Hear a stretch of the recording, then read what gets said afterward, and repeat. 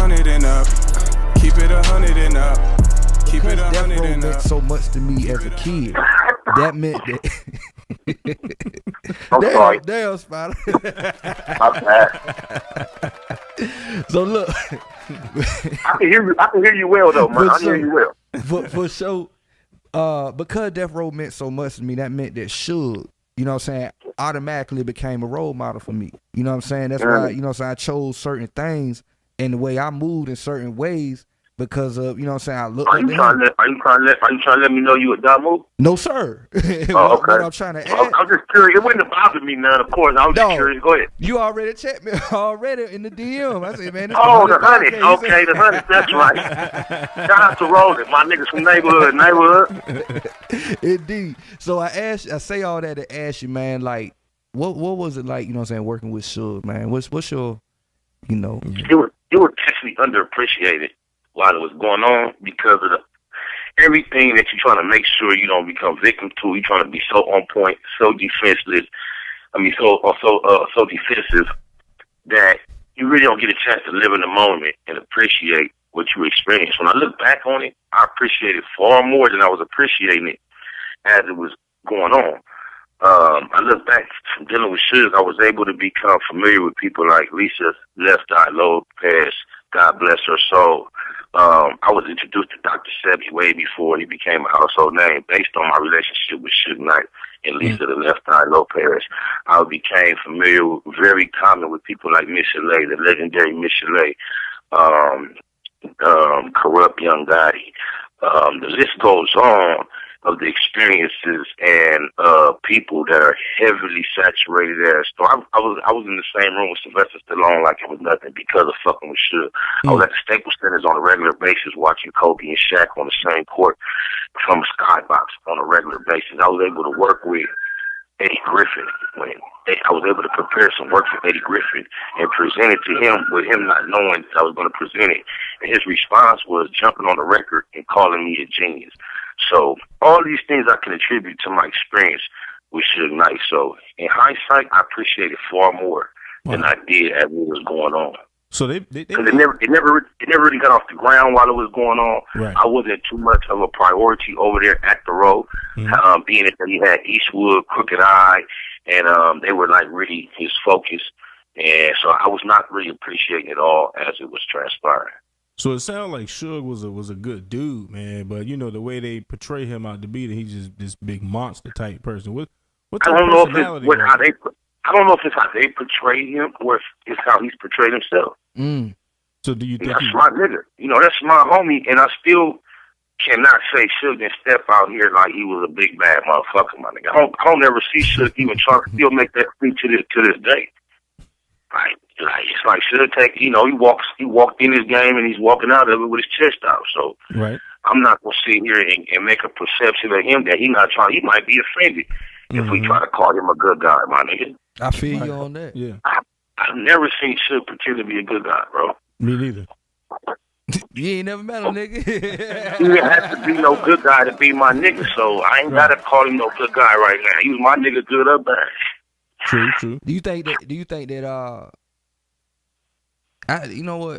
that he's a perfect example of, you know, when you reach that pinnacle, how absolute power can absolutely corrupt?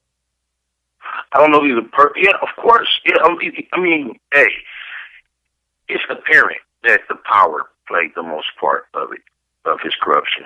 But then, you know, he might be able to handle the power. I think more so Suge's downfall became him really wanting to realize the impression of himself that the world had. And being that he was able to become what I would consider an honorary member of the fraternity of Pyru and Gangbang so late in life wasn't good enough for him the way he obtained it. He didn't obtain it with the scars and the stripes. He obtained it with the bread and the position it was given to him.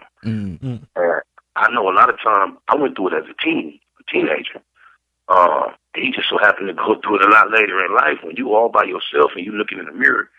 You know whatever everybody else is looking at you as is not quite true. and you don't want to just accept it for that. So you attempt to develop an actual history with yourself so you can accept being who everybody expects you to be. There's no other excuse for someone being with Suge Knight, you enter his organization, for that guy to be running across a hotel lobby to put a foot on somebody when you're on probation / parole, whichever the two may be.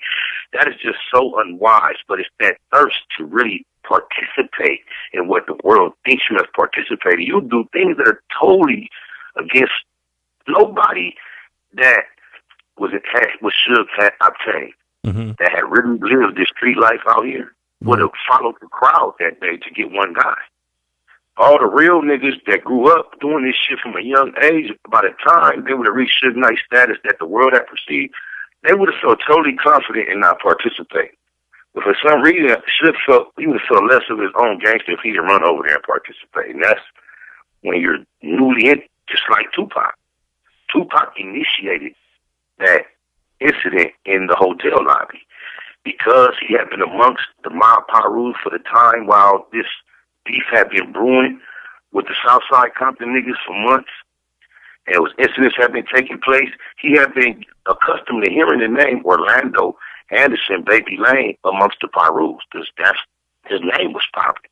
So when they were in the hotel lobby the night of the fight, if somebody from my Paru happened to see Baby Lane across the hotel, somebody just said, there go that nigga Baby Lane right there.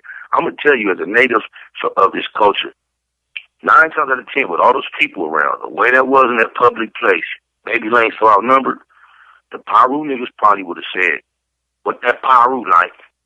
Baby Lane would have said Southside Compton.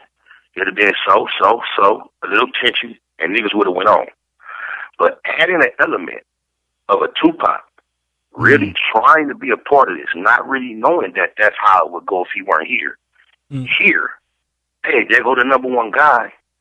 He took off. And you got a glitch in the matrix. He almost changed history. That's not the way that would have went. If only the people that were really native to the situation were present. Wow. Did you know Baby Lane? Yes. Rest in peace to the homie Baby Lane. Shout out my nigga Lil Al, Southside Compton. Can you share any memories or any stories that you got, you know what I'm saying, with Baby Lane? I mean, just to try to grab something out the sky. I remember at one point, the Southside Crips, they warred with each other in the mid to late 90s. And I remember an incident prior to them going to war with one another. I was over there hanging out one night, and incident kind of went left with some niggas from Compton over there, and Baby Lane wasn't there. However, he pulled up to me a couple hours after the incident and came and got at me and told me, you know, we can leave my pistol right here and go back around there. I feel however you feel. And these are his homies from his hood. And I'm like, it's a serious invitation appeared. You know, I turned it down because the incident wasn't my call to make.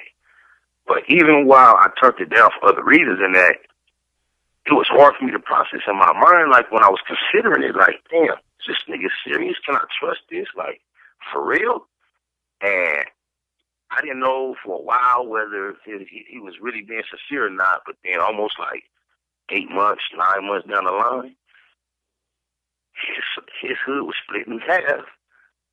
He went to war with the same exact niggas he was inviting me to go around there and deal with. It was kind of like, I got confirmation that that nigga wasn't playing. I remember back then they were shooting at each other. He got grazed in the head back during that time, you know. But that's something I can share. Like, my nigga was a real gangster, you know what I'm saying? He was a real player. It's hard to find a nigga that when you run up on him, you hear about the legend of him, you would expect to find a certain image. And the nigga was just as much a player as he was a gangster, man. Indeed. You know? Keep it 100. Turn me up. Well, you already know I'm gonna keep it 100 anyway. They talking accepting it's us. We stay on the grind till we up. You can catch me with game. We doing our thing. We focus on getting the bucks.